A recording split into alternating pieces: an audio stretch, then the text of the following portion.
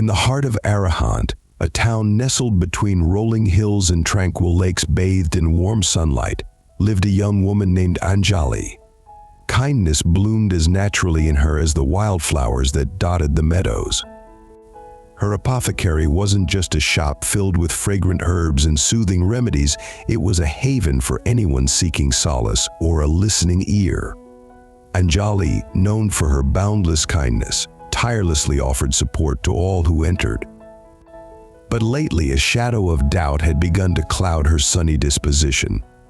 An elderly woman, a regular customer, shuffled out looking only slightly better after taking Anjali's recommended tea blend.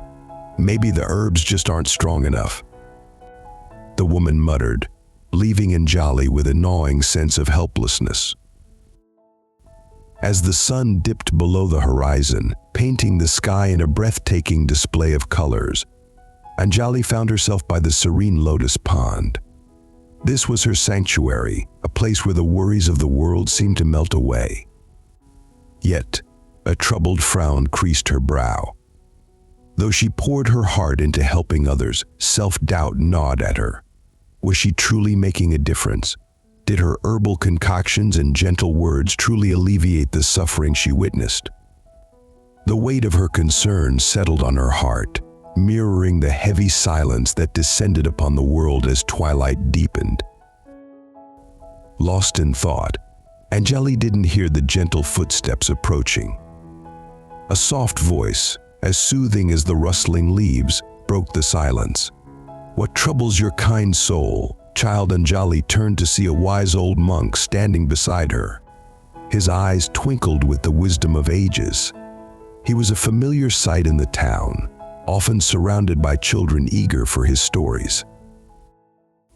"These lotus flowers," the monk began, gesturing towards the pond, "offer a silent lesson.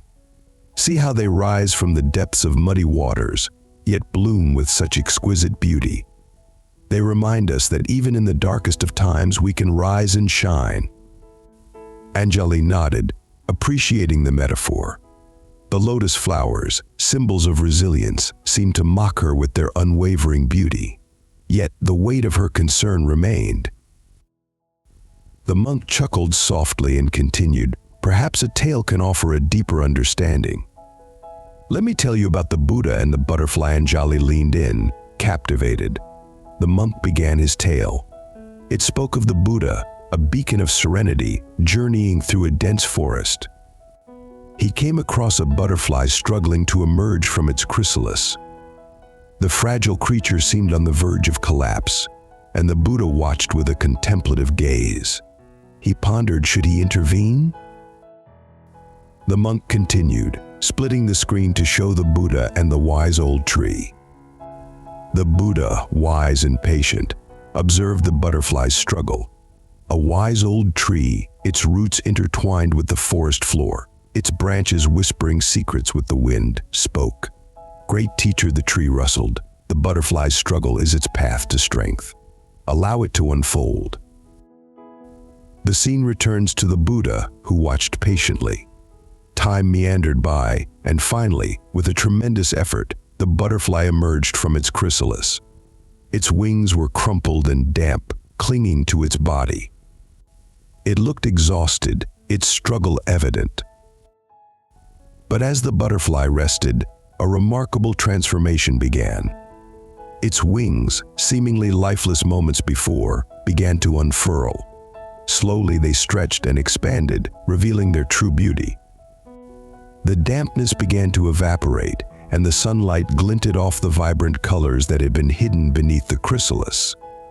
The butterfly, once fragile and struggling, now shimmered with newfound strength and resilience.